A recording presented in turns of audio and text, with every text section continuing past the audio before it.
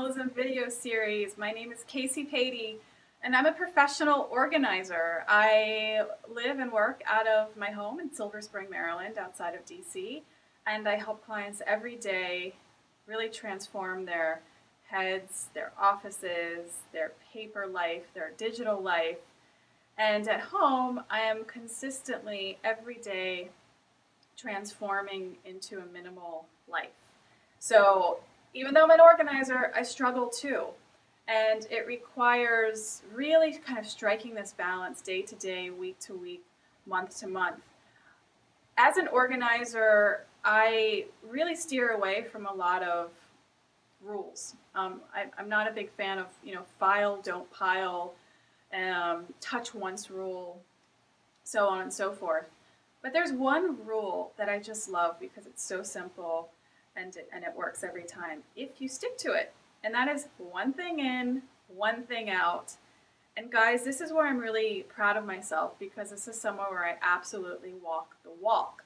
So in some of these videos, I share with you sentimental things that I'm unloading, and I share with you why it's tough and why I've held on to it for so long, and to really illustrate the human struggle and to put it into words, because maybe you feel that way but haven't put it into words yourself. But today, I have been collecting all of these things so I can truly show and tell style, show you how this one thing in, one thing out rule works. It sounds obvious, but as an organizer, I know a lot of what sounds obvious to one person may not be obvious to the next. So, with that, I have a collection of things that I'm getting rid of because we have new things that have replaced them.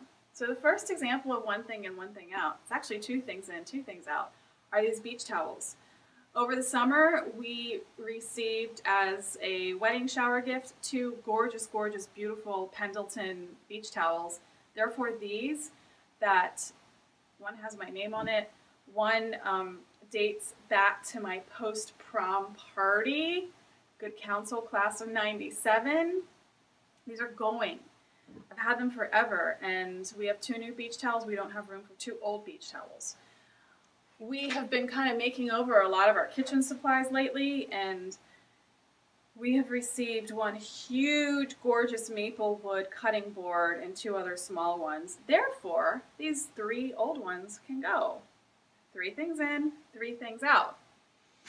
Here's something that I know you can relate to, and that's coffee mugs.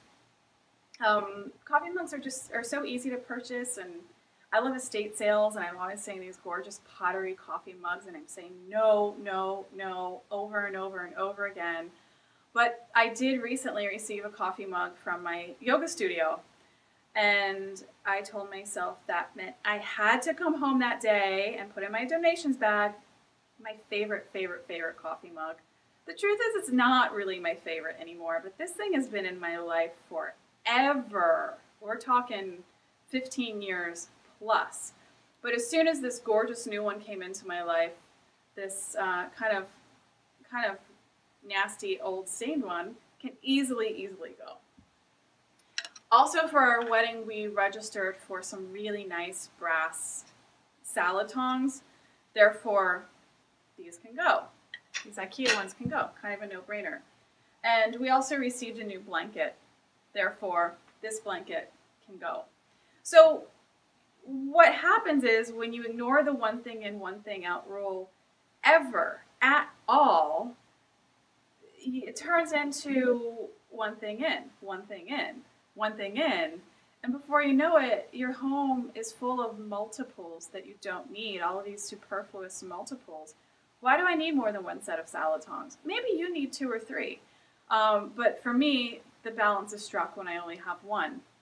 Why would I need 7 or 8 cutting boards? I simply don't. I have 3 new ones, 3 old ones go out.